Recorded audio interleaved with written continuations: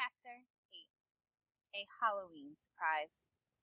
On the morning of Sunday, October 31st, Petra overheard her dad telling her mom that he just wasn't up for Halloween. "Frank, think of the kids." Her mom sounded tense. When Petra heard her dad's rumble, and parts of what he said, "Sorry, honey. Letter in the mail this week. You'll see. Be over before we know it." He'd given her mom a hug. What letter? And what happened to the one that was torn up?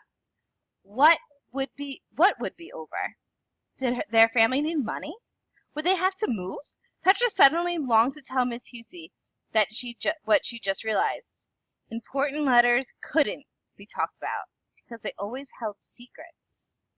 Miss Hussey must never have gotten one, or she'd know that. Harper Avenue was in its element on Halloween. People came from miles around to walk down the block where Petra and Calder lived. The families took pride in becoming as frightening as possible. Graves sprang up on front yards, complete with scattered bones, headstones, and shovels. Tarantulas looped from gutters, and pumpkins flashed and growled. Corpses hanging from second-story windows swung gently in the darkness. Chocolate eyeballs rolled underfoot, and a mesh of webs covered the bushes and porches. And crackly voices and organ music came from flower beds. For the kids who lived on the block, costumes were a big deal. At 4 o'clock that afternoon, Petra was struggling to tie the ribbons on her hair. Bouncy and curly, it didn't like the idea of being pulled back so tightly. Petra finally yanked out all the ribbons and made a tight ponytail and a tidy bun. She then fastened the already tied ribbons with bobby pins. Next, she put on her homemade earrings. They were large with white beads that hung on a hoop. She looked different, quite differently. The train roared outside by the outside window, and Petra stood still, watching her earrings tremble at the vibrations. She put on her jacket, the fake fur collar and cuffs.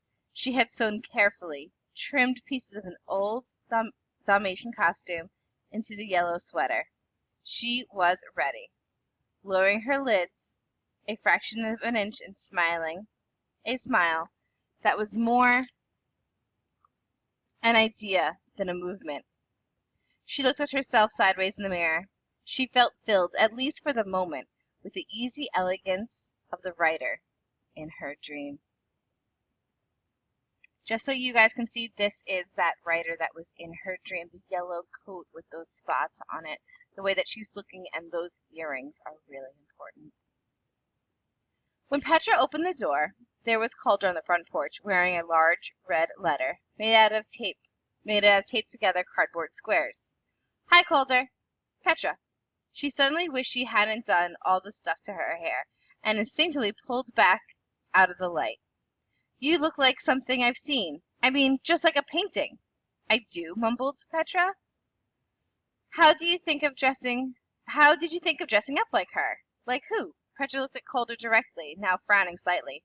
"The lady with the feather pen. The lady at the desk." Calder tried to protect his pentomino costume as Petra pulled him into the front hall. "Tell me exactly what you're talking about." "Look out! Now you've bent my ass," Calder said crossly. What are you so upset about?" "I'm sorry. It's just that you recognize my costume. You see, I dreamed about it." "What do you mean, you dreamed that painting?" "I didn't say it was a painting. I don't know what it is." "Weird. I have your picture at home. Come over and see it for yourself." They were down Petra's steps and up Calder's in seconds. Once inside, Calder ducked out of his F and flew up the stairs. When he reappeared, he was carrying an oversized library book. He sat on the floor, leafed quickly through the reproductions. Petra knelt beside him. "There!" Petra's stomach gave a sickening lurch. It's not only her costume. It was the woman in her dream. She touched the reproduction with her hand, as if to be sure it was really there. The caption next to it read, "Johannes Vermeer, a lady writing, 1665."